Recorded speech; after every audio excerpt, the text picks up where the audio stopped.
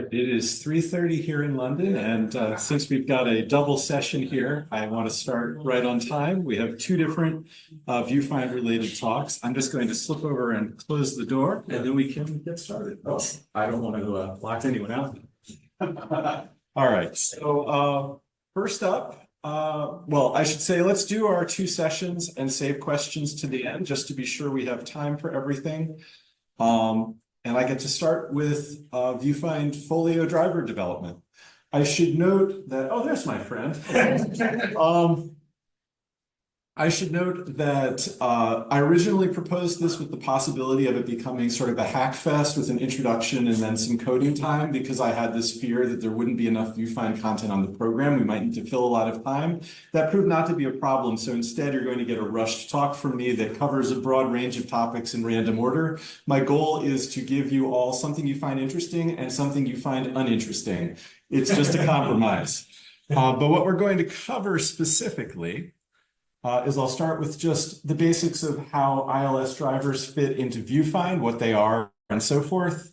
Then I'll talk about the current state of the FOLIO driver, and then go deeper into some technical details, the architecture of the driver, some useful things within the driver you might want to know about if you're extending it yourself, how to write tests, and some things to think about for the future. So let's start with what is an ILS driver. So in VuFind, we have what we call ILS drivers, which are just an abstraction layer that sits between VuFind and whatever integrated library system or library service platform you use, which enables us to interchangeably work with lots of different systems. It's designed with graceful degradation in mind, meaning that if you're connected to a system that doesn't support something, VuFind will figure that out and hide the relevant controls, so you can add more code to your driver and more features unlock.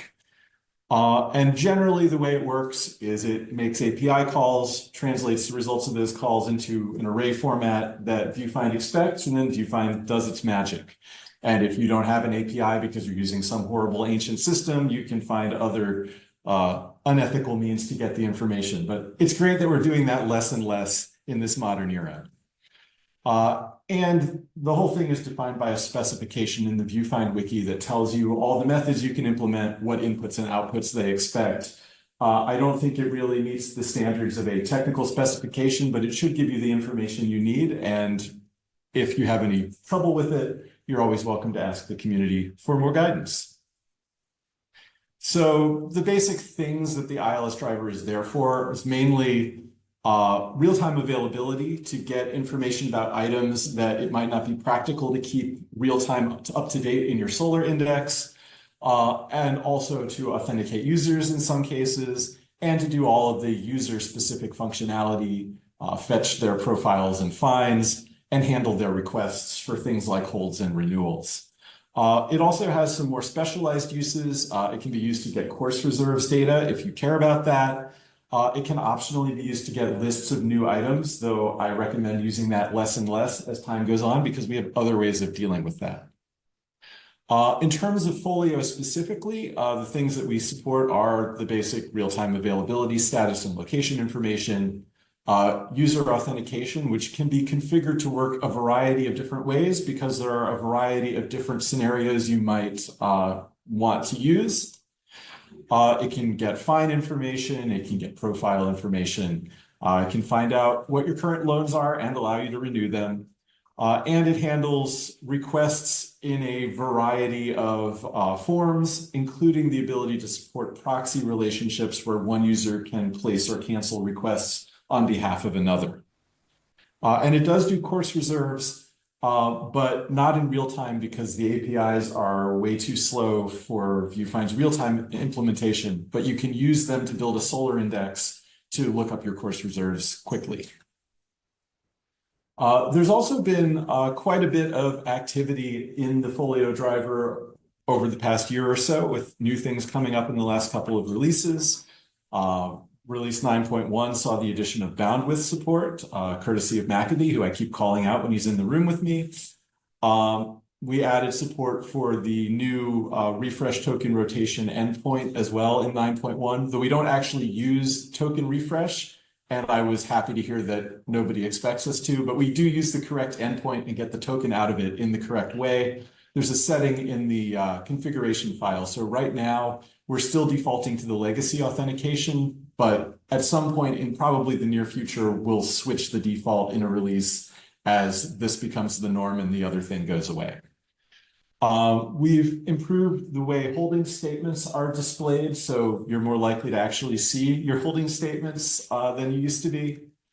We've made the proxy relationship displays in the profile more complete, so you can now see both directions of proxy relationship, who proxies you, who you proxy. And we've made some improvements to course reserves to exclude suppressed records unless you explicitly say, I want to show my suppressed records in course reserves for some reason. Then moving up to version 10, we made the request type handling a little bit more robust. I won't say smart, I will say robust, in that if it's unclear what type of request is possible, we'll just keep trying every type till something works. Because we don't have enough data to handle every situation, and this at least is something. Maybe that will get better in the future. There are also a number of changes coming soon or currently in progress. So automatic token renewal has been added for version 10.1, which is coming in November, just meaning that if the Folio driver makes a request and it gets an expired token response, it automatically renews the token and repeats the request. The user doesn't see a failure. We also made further improvements to course reserves to stop showing people junk they don't want to see, like courses from 2 years ago. We added a setting that can request which pickup locations are available to a user based on item location. Also a setting to display holdings locations with no items in them. If you were here for the index data talk preceding this, Peter Murray talked about that implementation. And a setting to prevent users from placing requests based on particular patron groups, which is useful for things like preventing people from recalling things that are on interlibrary loan. And we also have some work in progress on delivery fulfillment preference support so people can have items sent to addresses in addition to locations. Hopefully that will be done in time for either 10.1 or 11.0, depending on the pace of development. And I'm talking really fast, so I'm already up to my last slide. So there should be plenty of time for Q&A. Well, no, this isn't my last slide. What am I talking about? Just ignore me. I'm just up here talking. So some possible future enhancements, areas that work hasn't been done yet, but there might be value in doing, include retrieving and purging historical transactions. This is a capability that VuFind supports, but honestly, I don't know if Folio does. But if it does, VuFind can integrate with that. Editing existing requests or freezing them. Again, these are capabilities of VuFind that aren't being taken advantage of in the Folio driver. I'm not familiar enough with Folio to know if this is a thing or not.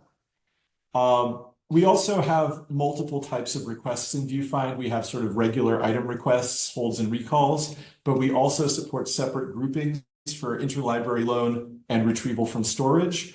There's no implementation for those other things in Folio, but that infrastructure could theoretically be leveraged for different types of requests if they existed on the Folio side.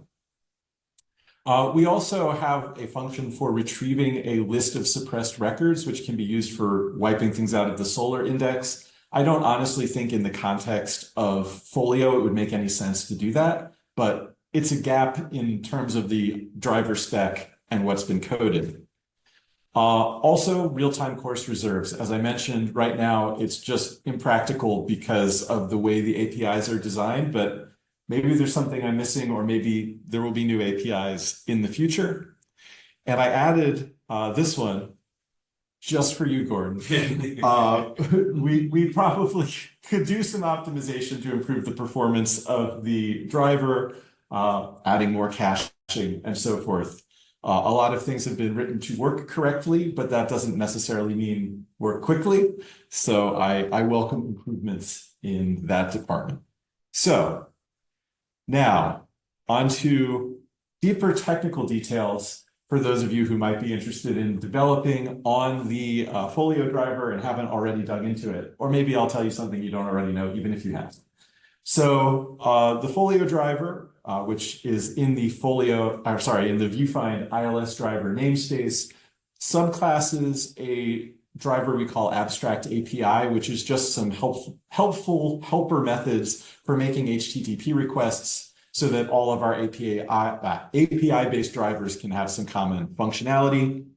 And the Folio driver's implementation of making requests incorporates all the authentication automatically, so you don't have to worry about that. You can just make requests and they'll work. And we have a folio.ini file that contains all the settings that control the driver. There are a few general support methods built into the driver that you might find helpful. We have an escape CQL method for escaping values if you need to put a value in a CQL statement. We have a get module major version method that will actually find out what version of an Okapi module is running in case there are backward breaking changes in the API that we need to account for so that the driver can work with multiple versions of Folio at once. There's get paged results. There's a really common pattern in the Folio API of, you request a type of thing and you get a list of them and it's paginated and you have to use offsets and limits and all of that. You can use this helper to create a generator that lets you just fetch things until you're done fetching them. So that can save some time in coding.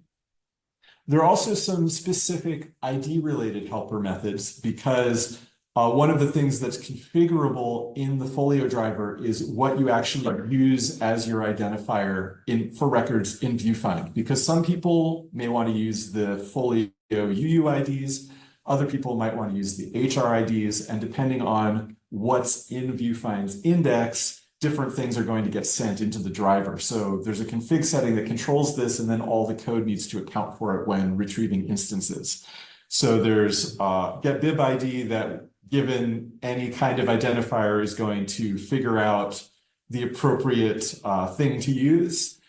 Then there's get instance by bib ID that will actually fetch the instance based on the appropriate ID.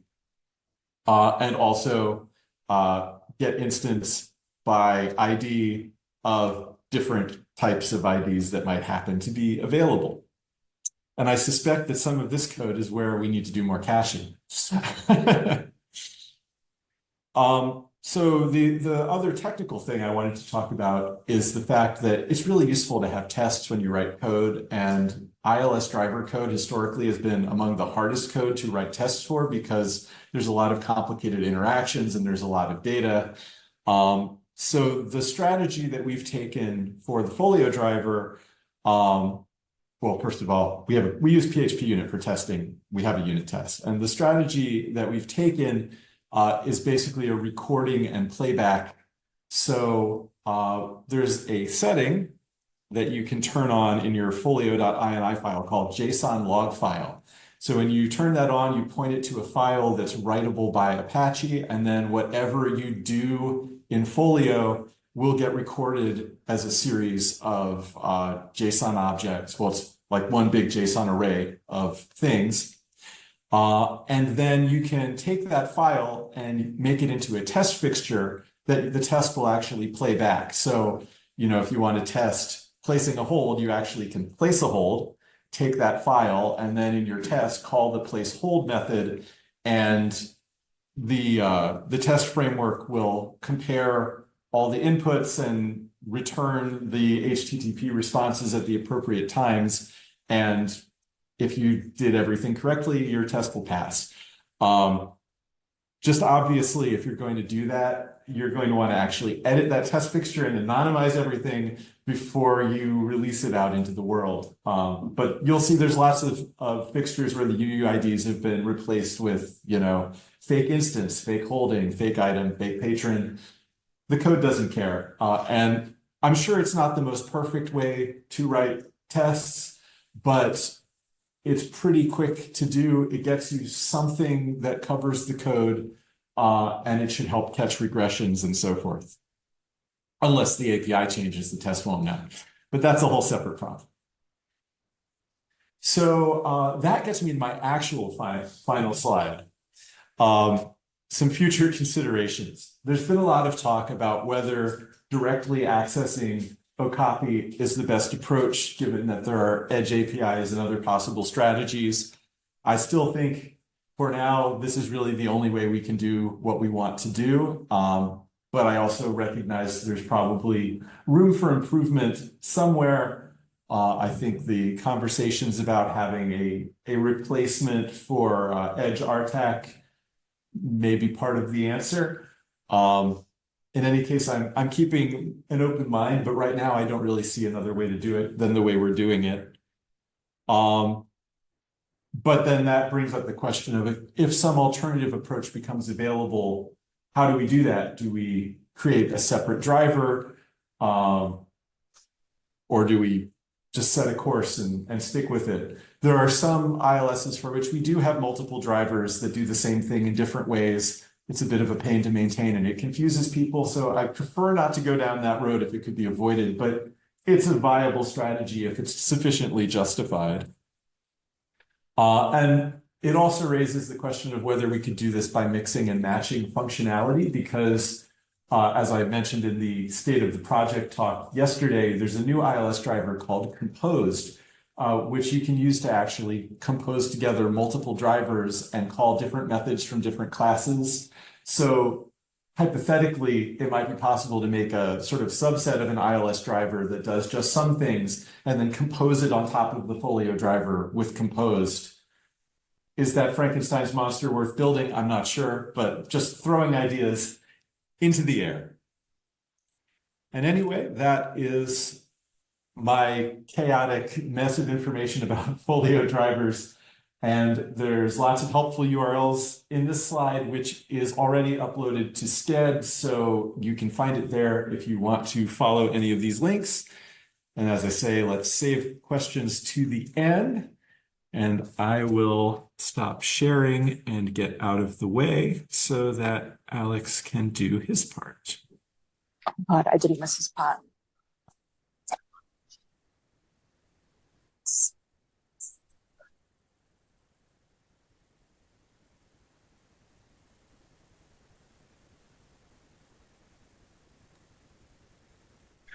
Thank you, Demian. You're welcome.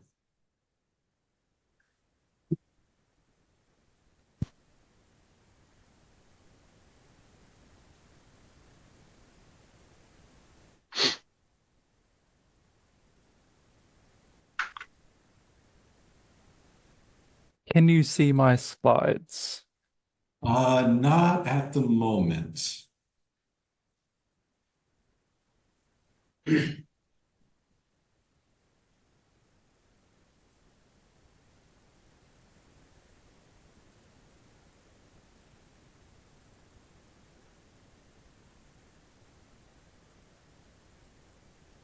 And to be more specific, it looks like you're, there we go. Perfect. I see your slides. Thank you. Brilliant. Thank you very much.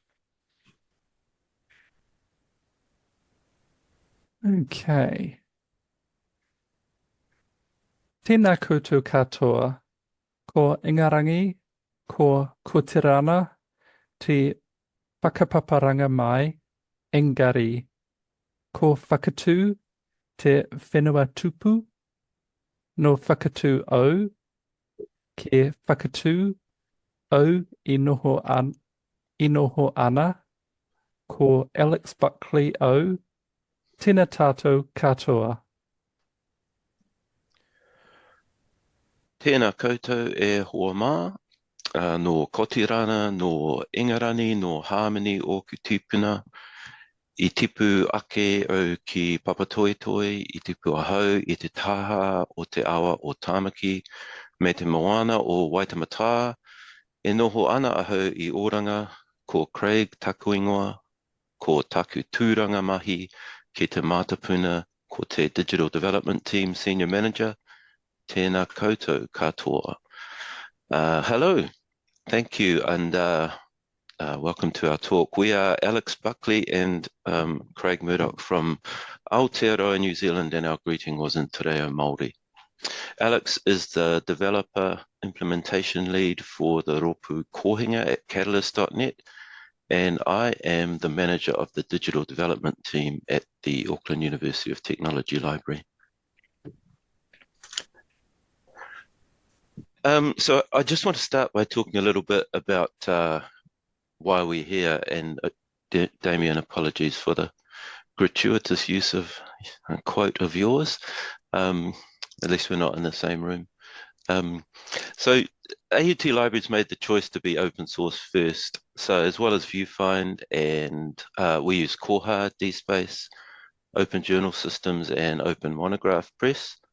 And we went in that direction for a number of reasons that are listed on the screen there. Improvements in staff capacity and capability, control of where we're going, being part of a community, including contributing back, protecting our data, and making better management decisions. And I think Damien's quote sums that up pretty well. When you work like that, I think you end up with shared values. So the nature of our relationship as a library with Catalyst is one of a partnership based in shared values and respect.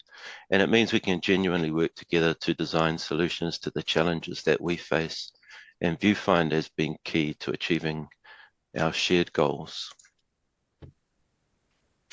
So just a little bit of context before Alex talks some technical stuff. So we use VuFind for our discovery layer. Went live in 2019, switching from EBSCO Discovery Service. We still use the EBSCO, the EDS API and other EBSCO services in VuFind. So at the library, we started off with an in-house developer and did a lot of customization. Then COVID hit and our developer left for cryptocurrency money. And the financial situation basically meant that we had to look at using that salary in more efficient ways.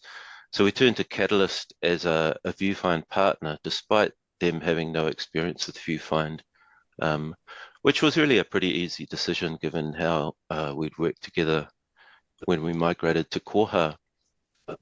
So our initial goals with the discovery layer with Catalyst were to improve the sustainability of our VuFind instance and the integrations with Koha, to take a look at those customizations and retain the important ones where they were maintainable, to upgrade and get on a regular upgrade schedule, and to contribute back to the project. And just this year, we've contributed 17 enhancements sponsored by AUT Library, and I think all of the Catalyst team members have worked on those. Yeah. The thing we want to focus on most of all today is a new initiative using VuFind. If you could, next slide, Alex.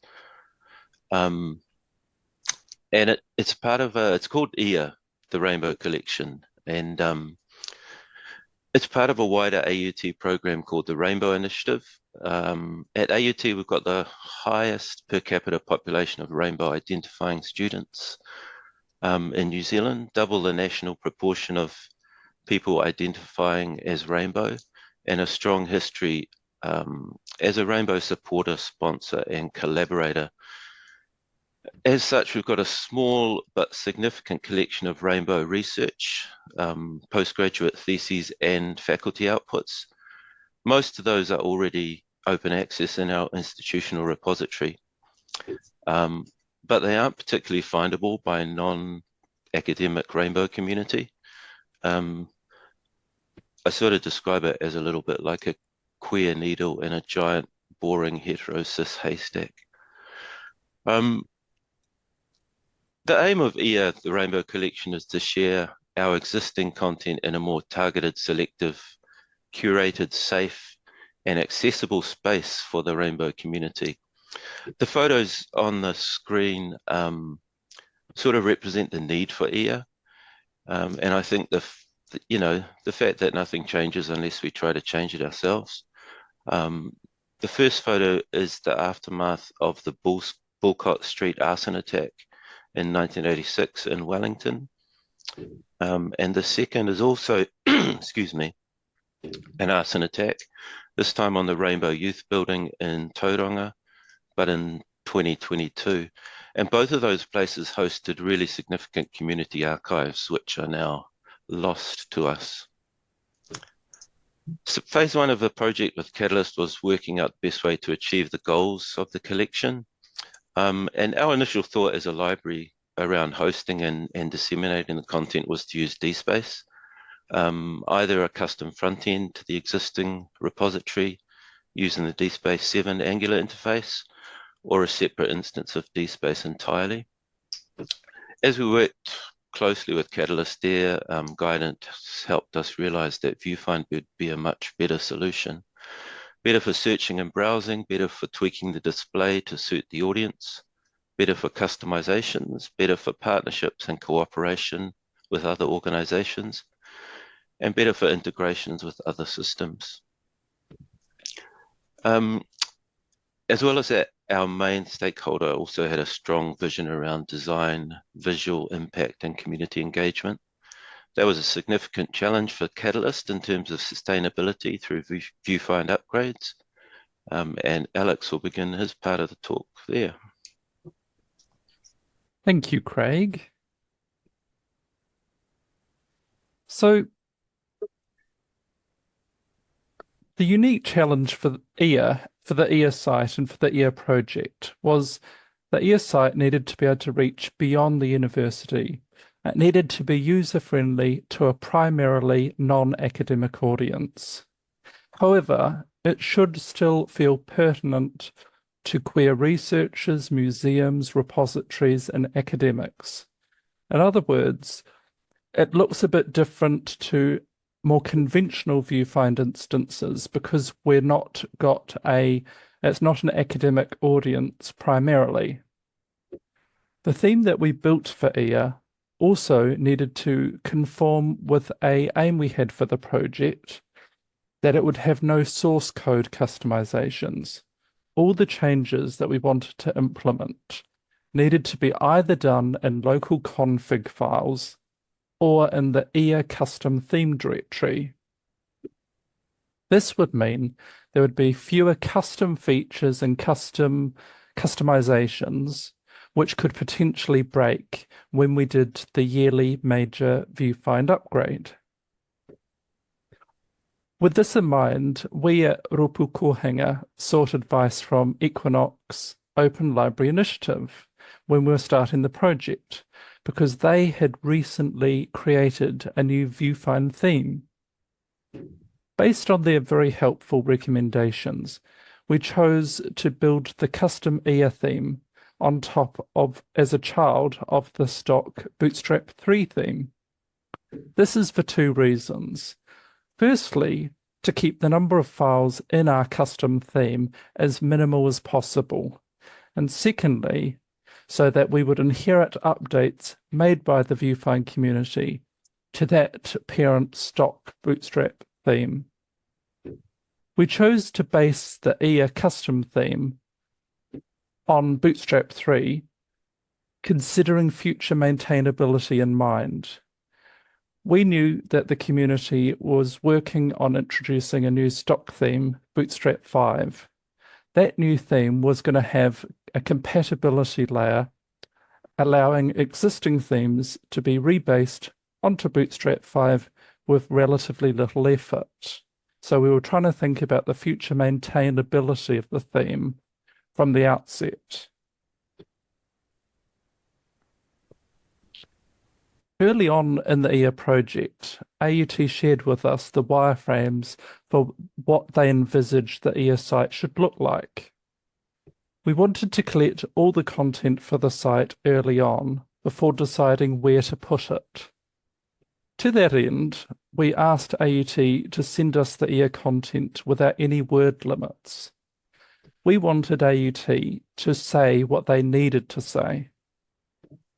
After receiving the content, we then decided how to treat the text. Where would it go on the site? Some of the content originally envisaged to be placed on the home page was actually shifted off to a separate static content page. For instance, in the screenshot here, we have the content describing EAR, the About EAR content. We'd made the decision with AUT that it would be better to move this content off to a separate static page rather than putting too much content and information on the homepage and making it too busy. We did decide to keep two chunks of content, two chunks of text on the homepage. That was the About the Rainbow Collection section and Our People. We added this content to the homepage below the search box at the top of the page and above the footer at the bottom of the page. We did this by using the VuFind homepage template, copying that from the Bootstrap 3 theme into our custom EAR theme directory and customizing and editing it. The source of the data that the EAR site exposes is the DSpace, the AUT DSpace instance, which is also called Tuwhera. This is where AUT students upload their research theses and dissertations, and faculty research outputs are made openly available. For the EAR project, VuFind is essentially the discovery layer for that content. So VuFind is harvesting content from DSpace and making it available. The way VuFind harvests from DSpace is using a web service called OAI PMH. DSpace exposes its content via OAI PMH in a variety of different formats. They're called metadata formats. The choice of format that you harvest is important because you need to, each format will have some variation of different fields, and you want to make sure all the fields that you want VuFind to have indexed and to be searchable are in the format that you're harvesting from DSpace. You have to choose the right flavor of format, essentially, to make sure all the data VuFind needs is available. The EAR site doesn't harvest all of the content from Tuwhera. It doesn't get all of the AUT research output. For EAR, we just wanted to harvest the curated Rainbow research content. Helpfully, DSpace has functionality for librarians to be able to curate related or themed content together into a group. This is called a collection. So once the data that is grouped together in a collection, then in DSpace it can be mapped to an OAI set, which is just an externally accessible group of data that VuFind can harvest from. So with the OAI set in place on Tuwhera, on the VuFind end, we created a bash script, which is called by a cron entry at 4 a.m. daily, so it runs automatically at 4 a.m. to harvest from the DSpace Rainbow Collection set, and then we process the added and deleted DSpace items into the VuFind Solar Index. Another unique constraint for the EAR project was that we needed to fetch a wide variety of data from DSpace. As I mentioned, there's all these different formats that you can harvest data from DSpace in. We couldn't just use any old random metadata format. We had to choose a format that would provide us with all the fields of data that we required. So in the case of EAR, we needed subject data, abstracts, and bitstreams. So a bitstream in the DSpace context is basically a link to a resource. So that could be an image thumbnail or maybe a PDF. We also needed to be able to harvest custom DSpace data fields. So AUT had created for the items in the rainbow collection, they had created rainbow collection keywords. We needed to be able to harvest that.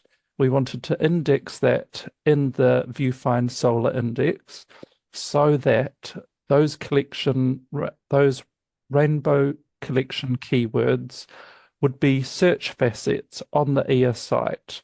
So while users are searching the site, they can search through and limit their search results based on rainbow collection keywords. So we went through and we basically looked at what are the different formats in DSpace, which ones provide us with what we need. Some of the metadata formats, like ORE, provided the metadata links, which was great, but they excluded other key metadata fields. After reviewing all the options, we chose to use the XOAI format. It provided all the fields we needed, plus it exposed the custom rainbow collection keyword fields without any customizations being needed on the DSpace end, which was a plus. We wrote an XSLT file, which essentially is a file that converts the data in that DSpace metadata format, so the data in DSpace XOAI, and converts it to a VuFind Solar compatible format. So the script that we wrote, we're in the process of upstreaming it to VuFind, and we've included a link to it here to the pull request in the slide here, if you'd like to have a look. While we were working on the project, we didn't have time to create a custom record driver in VuFind. And so some of the fields, like those custom rainbow collection keywords and some of the license data fields that we wanted to make searchable within EA, we had to map them to the closest possible Solar Index fields that were available in VuFind. Then what we did is renamed those index fields, the wording or the labeling for them in the EA custom theme in the translation files, so that the wording displayed on the EA interface was what we were wanting. So it made sense to the users. We wanted to make searching in EA as user-friendly as possible. Due to the academic nature of the content, a lot of the DSpace items contained URLs to PDF files, and these PDF files were the actual research outputs themselves. We wanted to index those PDF files.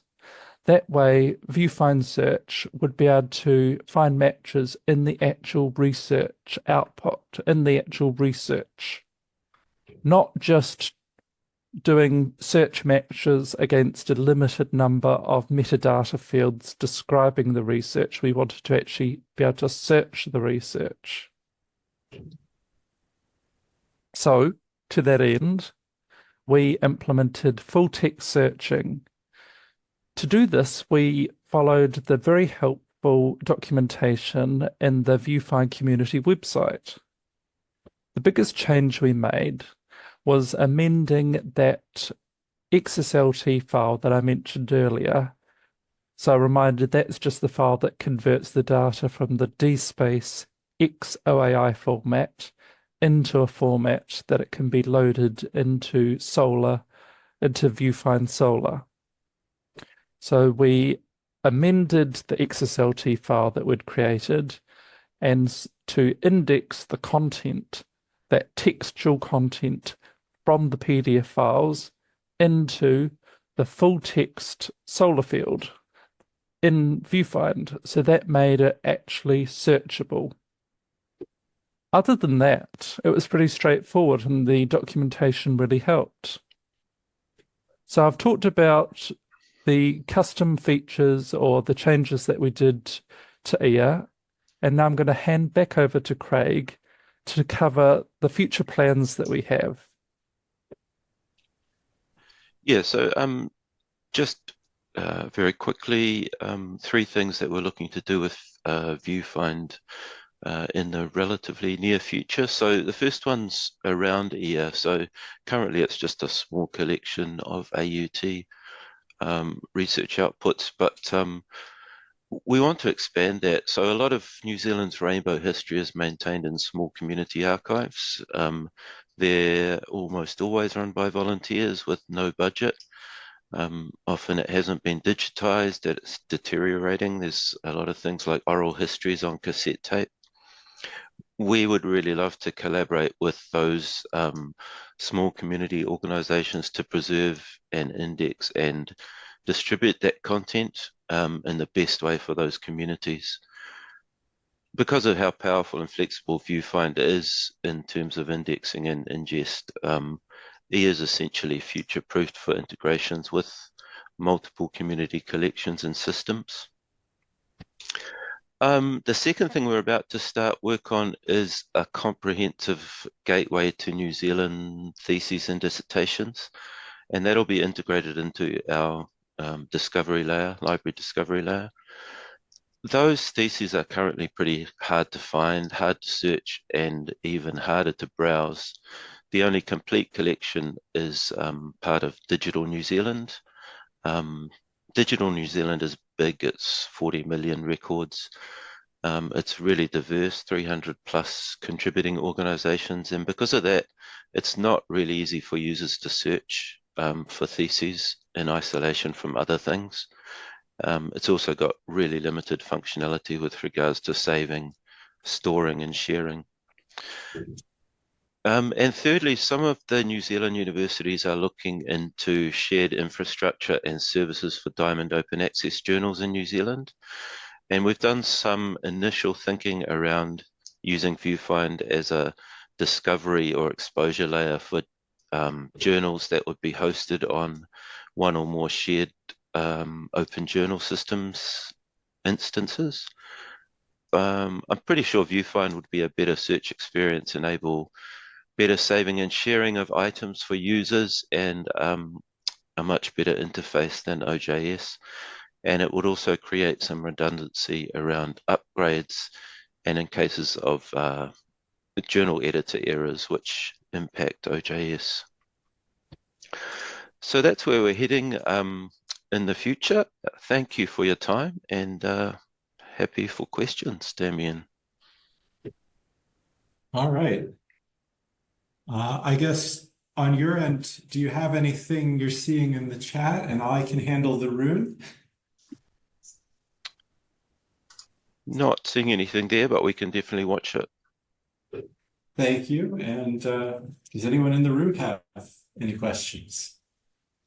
I think we have about 7 minutes. I see Masood has raised his hand. Yes, thank you, Damien. Can I speak? Is it my turn? Please. Okay. Yes. Well, I really would like to hear your thoughts, you, Damien, and the guys from AUT, since they already have DSpace, VuFind, Koha, and now here with FOLIO. I wonder if there are plans for supporting the so-called link data entities. Now it's becoming very big with DSpace, especially with version 8 also for DSpace coming along, as well as also FOLIO, as we heard about the link data app is coming along with the FOLIO. So from a VuFind point of view, what we should expect technology is going to be evolving to support such big movement in with the RDA and the link data entities. I just want to hear, because that's something we find it to be a challenging for us as we are deploying FOLIO now with VuFind and also DSpace already there in place. And we just wonder if there are a strategic plan really to, support linked data entities in VuFind in the near future or something like that. There have definitely been discussions, and there are a number of individual institutional implementations that haven't been shared back to the community. So I do anticipate that linked data is going to be a fairly big topic over the next couple of years in terms of sort of feature development and growth.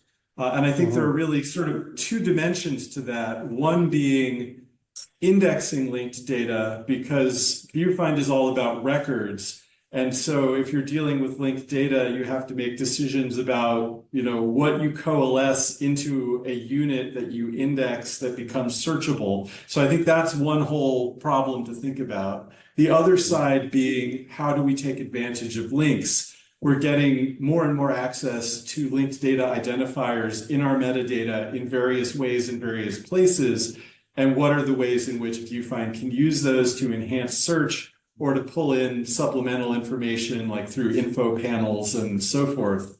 I know at Villanova, where I work, there's ongoing conversation about adding more info panels in more places. So I'm feeling pressure from that side as well as from the community. So that is a pretty good indicator that something is going to happen.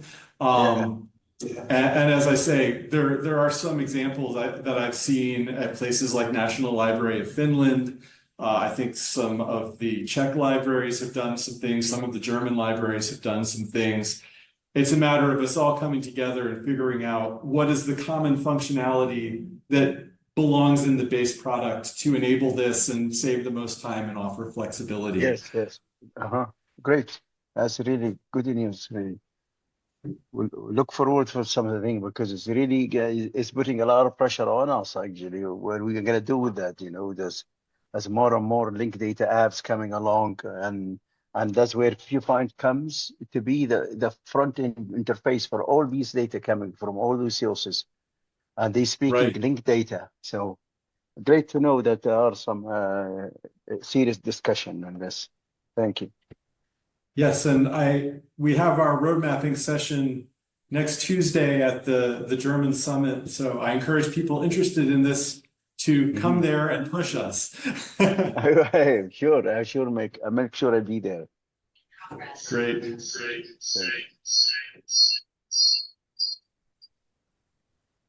All right, we have 3 minutes. Do we have any more questions? Sorry,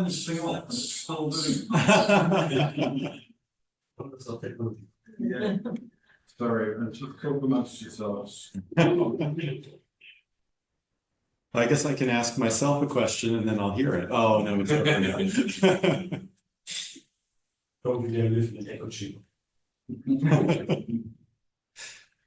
Well, if there aren't any more questions, I will say, yes, thank you for going above the call of duty and presenting this great presentation at 2 something in the morning in New Zealand. This looks really great. I didn't know all of what you're doing, but it's fantastic. And of course, I'm here to support as needed. But you seem to know what you're doing.